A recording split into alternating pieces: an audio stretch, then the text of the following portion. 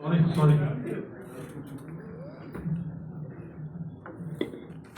నమస్తే.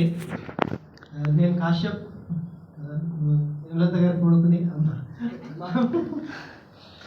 అసలు మా పేరు కూడా ఇక్కడ ఇంకా గుర్తుంది.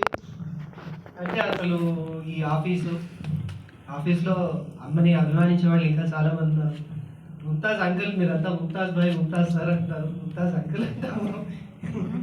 అంకుల్ అసలు మేము ఇంత చిన్నప్పుడు అక్క పిల్లలు ఎంత ఉన్నారో అంతప్పుడు వచ్చాము మేము ఈ ఆఫీస్కి.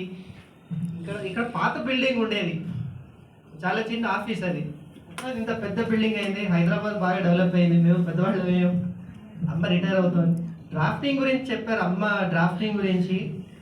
ఇంట్లో మాకు అమ్మ డ్రాఫ్టింగ్ బాగా తెలుసు. నేను స్కూల్కి వెళ్ళినా ఏదైనా రాసి అమ్మ ఇంట్లో తప్పులు ఉన్నాయని చూడని చెప్పి ఇచ్చేవాళ్ళం. నేను అక్కడ నాన్న కూడా ఇంట్లో తప్పులు ఉన్నాయా చూడమ్మా.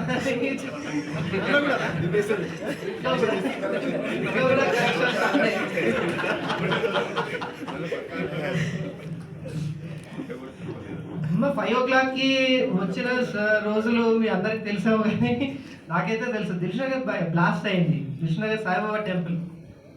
ఆ రోజు ఇంకొన్ని అకేషన్స్ అమ్మ అసలు ఇంటికి రాని రోజులు తెలుసు. అమ్మ ఇంట్లో ఉంది కాబట్టి ఈరోజు చదువుకున్నాము. Hindu paper, Indian Express, Deccan Chronicle, ఈ పేపర్లు అన్నీ ఒకప్పుడు చదివేవాళ్ళు మీ ఆఫీస్లో అని చెప్తున్నారు కదా. నేను ఇంటర్మీడియట్కి నేను చదువుకుంటూ ఉంటే రాత్రులు కూర్చుని, అమ్మ రాత్రులు ఆ పేపర్లన్నీ చదువుకునేది ఇంట్లో. నాకు తోడుగా ఇట్లా కూర్చొని చదివి ఆఫీస్కి వచ్చేది. ఇది మాకు ఇంటి వైపు నుంచి ఉన్నటువంటి ఎక్స్పీరియన్స్.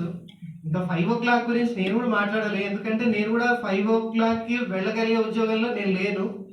ఇంటికి రాకరాపో, ఇంటికి ఎందుకు వస్తావు, ఇంకా 9 o'clock అవుతుంది, 10 o'clock అవుతుంది, ఇంక ఇంటికి రాకరా నువ్వు, మీ ఆఫీస్లోనే పడుకో, ఇట్లా కూడా అమ్మంటుంది చాలా రోజులు. ఇప్పుడు నాకు ఒక్కొక్క ఆఫీస్ అలా ఉంటుంది, అది తప్పదు. ఎలా అంటే నేను ఒక సిచ్యువేషన్ చెప్తాను. నాకు కాచిగూడ ఫలక్నామా ఈ ప్లేస్, ఇది మాకు ఒక క్రిటికల్ సెక్షన్. ఇది సికింద్రాబాద్ నుంచి ఉందానగర్ దాకా critical section, heart of the city అది. ఆ ఏరియాలో ఫలక్నామా దగ్గర ఒక సిగ్నల్, నేను సిగ్నలింగ్ డిపార్ట్మెంట్లో పనిచేస్తాను రైల్వేలో. అక్కడ నాకు సిగ్నల్ వచ్చేసింది.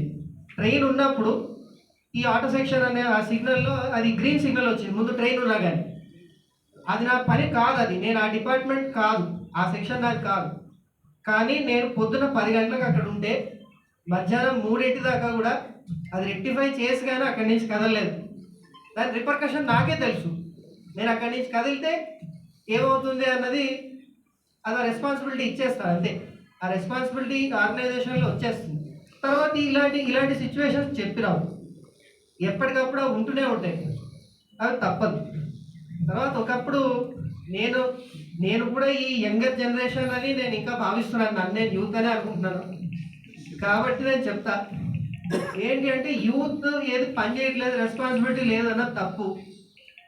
ఏంటి అంటే మనకి వచ్చే వర్క్ నేచర్ కానీ మారిపోయింది. ఒకప్పుడు నైట్ దాకా కూర్చొని పని చేసిన ఆ ఫోకస్, ఆ టైంలో ఉండేటువంటి ఆ గవర్నమెంట్ యొక్క ఫోకస్ వేరే.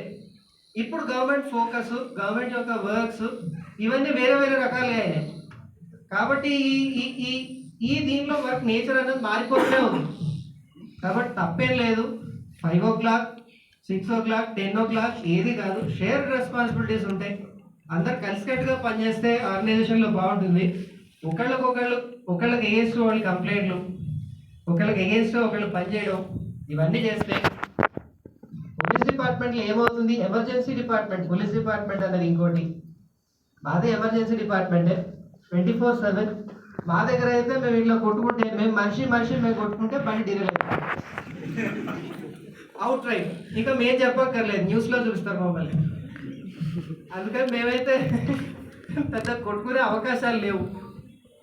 అందుకని అందరూ కలిసికట్టుగా పనిచేస్తే అందరం హాయిగా సేఫ్గా ఉంటాం. Thank you.